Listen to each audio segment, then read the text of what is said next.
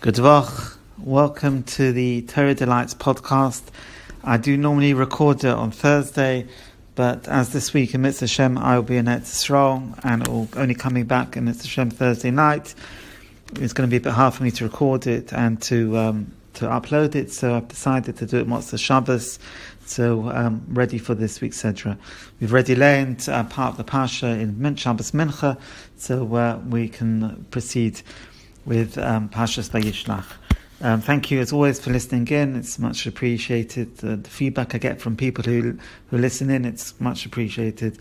This week we're going to be using the Sefer Mekach Tov, and there's a few interesting vort and ideas from this week's Sedra Parshas Vayishlach.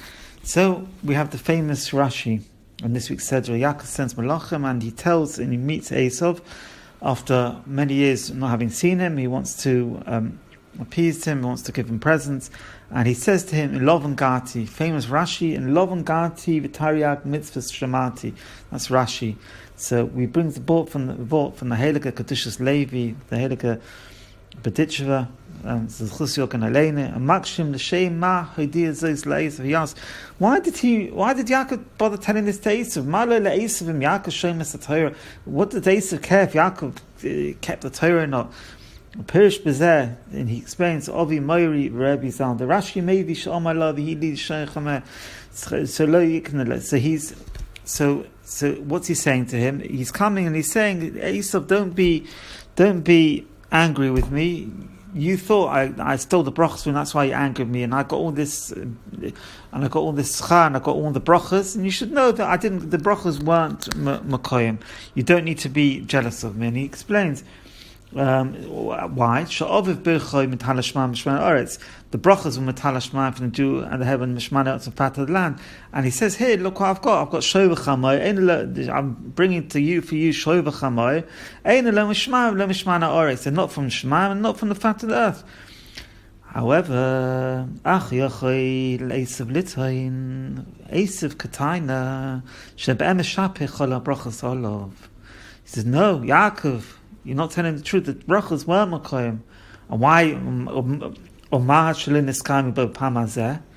you know why the brachas weren't fulfilled at this time? Esav could turn around to Yaakov and say, you know why the brachas weren't makoyim? Because you didn't keep the Torah. But brachas, Esav knew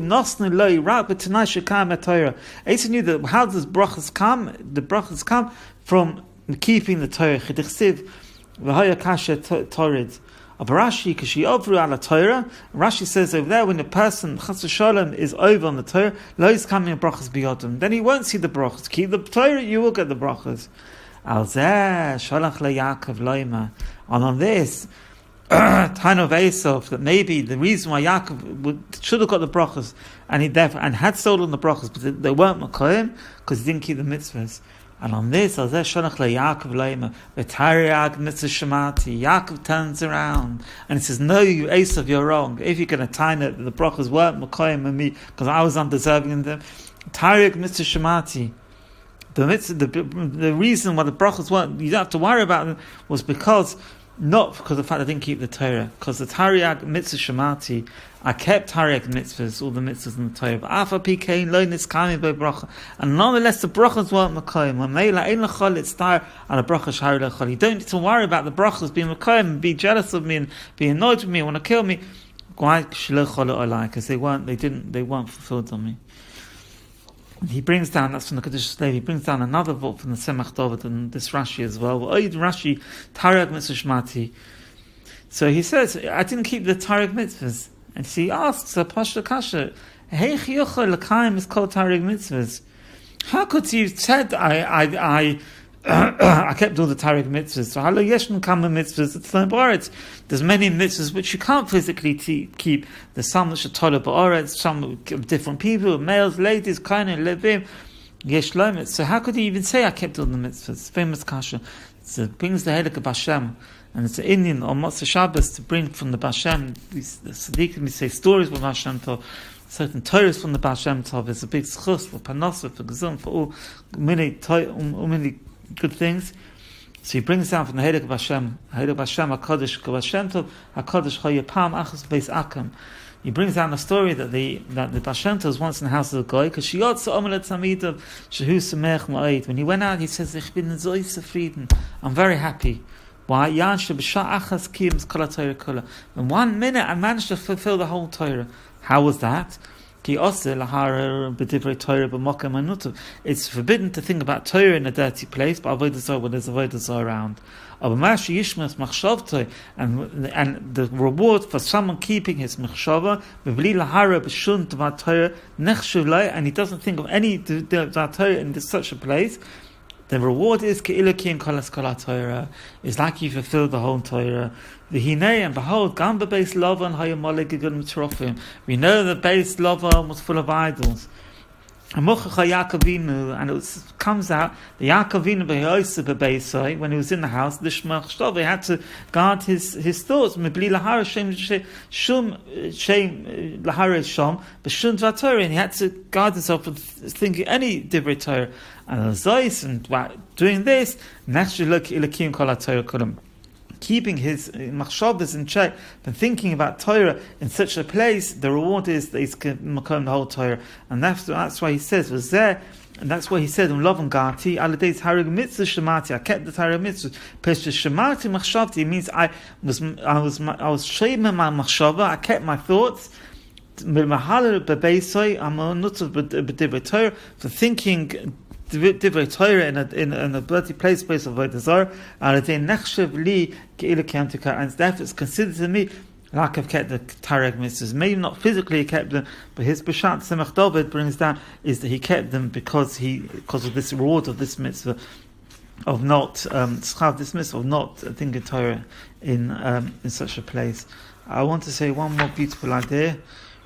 So he says the mice of Dinah. One knows the mice of Dinah, that Dinah was abused by Shechem, and the brothers were very upset by this. How this could happen to such a bas melech, to Yaakov Avinu's daughter, and they wanted to take revenge. So we're not going into the whole pashat of how could they do this, etc., and all the cheshbonis. But he says like this, and this is a vort from divrei Cheskel. So what was the plan? The plan was to wait till the third day, and on the third day they said that if you want to join Klal Yisrael, you've got to show your willingness. You've got to have a bris. And the plan was that they'd have the bris for a week, then they'd kill, and that's what happened. So the question is that why did it says that they waited for the third day and then they did this ma'aser. So he asks on that. He says, it's difficult. It doesn't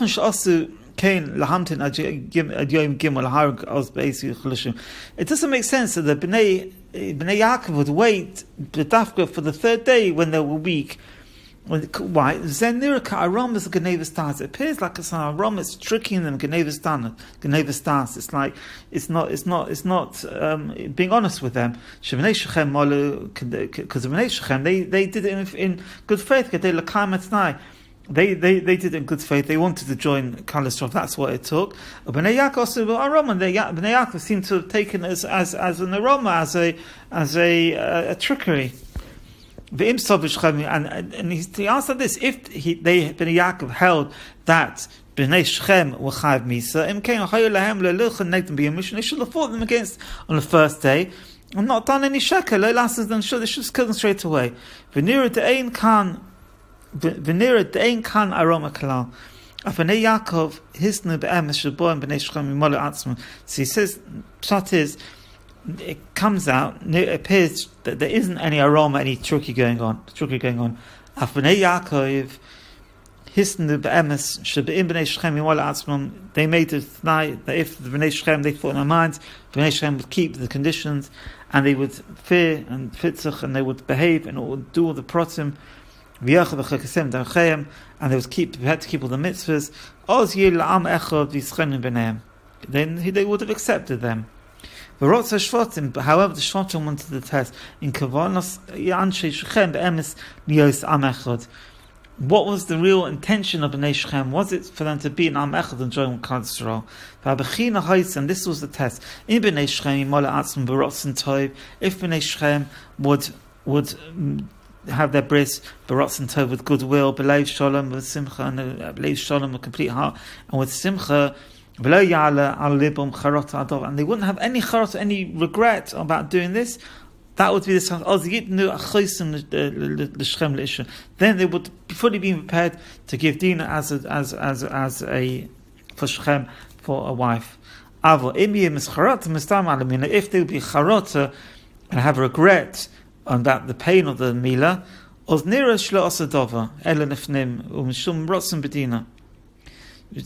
if they had done it, that they didn't really want to do it, and they had to regret about it, it would show that they only did it to get to Shechem, only did it to marry Dina, and this wasn't their true intention.